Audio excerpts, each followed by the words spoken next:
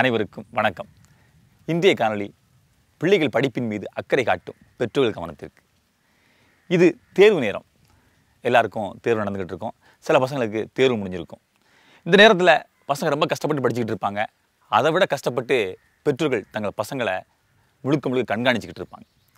சரி, சில பசங்களுக்கு தேர்வு முடிஞ்சிருக்கும். அவங்கெல்லாம் துள்ளி ஆடி சந்தோஷமாக இருப்பாங்க. ஆனாலும் பெற்றோர்கள் கவலைப்பட்டு தான் இருப்பாங்க. பையன் எப்படி மார்க் எடுப்பானோ, இவனை எங்கே கொண்டு சேர்க்கணுமோ, நல்ல கல்லூரி கிடைக்குமோ கிடைக்காதோ அப்படின்னு ஒரு பதவியாக இருப்பாங்க.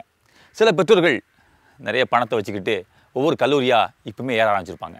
எப்படியாட்டும் பையனுக்கு நல்ல கல்லூரியை வாங்கி கொடுத்துடணும் அப்படின்னு முன்கூட்டியே அந்த கல்லூரியில் சீட்டு வாங்குறதுக்கான முயற்சி நடந்துக்கிட்டு இருக்கும். இப்படி ஓடி திரியும் பெற்றோர்கள் ஒரு நிமிடம் நின்று இந்த காணொலியை கேட்டுட்டு போங்க. இந்த காணொலியில் சொல்ல போகிற கதை நீங்கள் எந்த கல்லூரியில் உங்கள் பையனை சேர்க்கணும் அப்படிங்கிறத தெளிவாக விளக்கும். சரிங்களா? வாங்க காணொலிக்குள்ள போயிடலாம். மாசிடோனியா என்ற நாட்டுடைய மன்னன் பிலிப், இவருக்கு ஒரு ஆண் குழந்தை பிறக்குது. இந்த ஆண் குழந்தை சிறு வயதிலேயே மிகப்பெரிய அறிவாளியாக இருக்கிறான். இந்த ஆண் குழந்தைக்கு அந்த நாட்டில் உள்ள குருவை வச்சு இந்த மன்னர் பாடம் கற்பிக்க சொல்கிறார். ஒரு குறிப்பிட்ட காலம் போக போக இந்த பையன் வளர இந்த பையன் கேள்வி கேட்கறதுக்கு அந்த நாட்டு குருவால் பதில் சொல்ல முடியல. உடனே அந்த குரு போயிட்டு மன்னர் பிலிப்பை பார்த்து, ஐயா, உங்கள் குழந்தை மிகப்பெரிய அறிவாளியாக இருக்கான். அவன் கேட்கும் கேள்விகளுக்கு என்னால் பதில் சொல்ல முடியலை. அதனால் என்னை விட சிறந்த குரு இந்த உலகத்தில் இருந்தால் தேடி பிடிச்சி அவனுக்கு பாடம் கற்பிக்க சொல்லுங்கள், அதுதான் சிறப்பாக இருக்கும் அப்படின்னு சொல்லிட்டு அவர் ஒதுங்குறார். உடனே மன்னர் பிலிப் மந்திரிகளுக்கு ஆணையிடுறாரு, இந்த உலகத்திலே சிறந்த குரு எங்கே இருக்கான்னு தேடுங்க, அந்த குருவை நம்ம பையனுக்கு கூட்டு வந்து பாடம் எடுக்க வைக்கணும் அப்படின்னு முடிவு எடுக்கிறார். முடிவு எடுத்தோடனே இந்த மந்திரிகள்லாம் தேடுறாங்க, உலகம் முழுக்க தேடுறாங்க. அப்படி தேடும் பொழுது கிரேக்கத்தில் ஒரு மிகப்பெரிய தத்துவ ஞானி இருக்கிறதா ஒரு செய்தி வருது. அந்த தத்துவ ஞானி சாதாரண ஆள் கிடையாது. அவர் மண்ணியல், விண்ணியல், இலக்கியம், பண்பாடு இப்படி அனைத்திலும் மிக சிறப்பாக விளங்கக்கூடியவர் அப்படின்னு செய்தி வந்தோடனே அவரை போய் சந்திக்கிறாங்க. ஐயா, உங்களை பற்றி கேள்விப்பட்டோம். எங்கள் பையனுக்கு நீங்கள் தான் வந்து பாடம் எடுக்கணும். ஏன்னா எங்கள் பையன் வந்து மிக சிறந்த அறிவாளியாக இருக்கான்னு சொல்லிட்டு இதுக்கு முந்தின உள்ள குரு விலகி கொண்டாரு.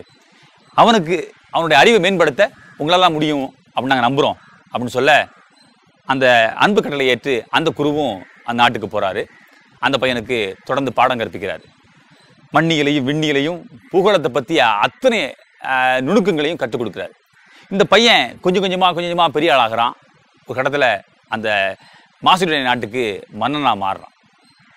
மன்னனாக மாறினவன் சாதாரண மன்னனாக மாறல, இந்த உலகத்தையே தன் வசப்படுத்தக்கூடிய பெரும் மாவீரனாக மாறி நிற்கிறான்.